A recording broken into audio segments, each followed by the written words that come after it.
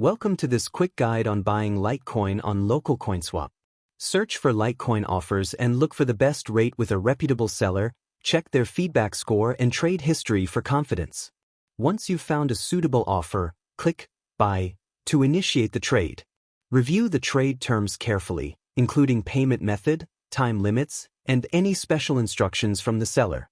After starting the trade, the seller accepts the trade and funds the escrow. Let's switch to the seller side. Accept the trade. Now let's fund escrow.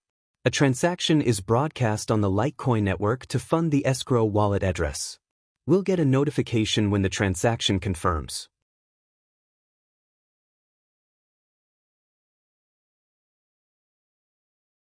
You can chat with the other trader here while waiting for the transaction confirmation. Meanwhile, we can check on the Blockchain Explorer as well. Escrow is confirmed. Seller has shared payment details in the chat. Make the payment using the specified method and amount shown. After completing your payment, mark it as paid on the platform. This notifies the seller that you've sent the funds.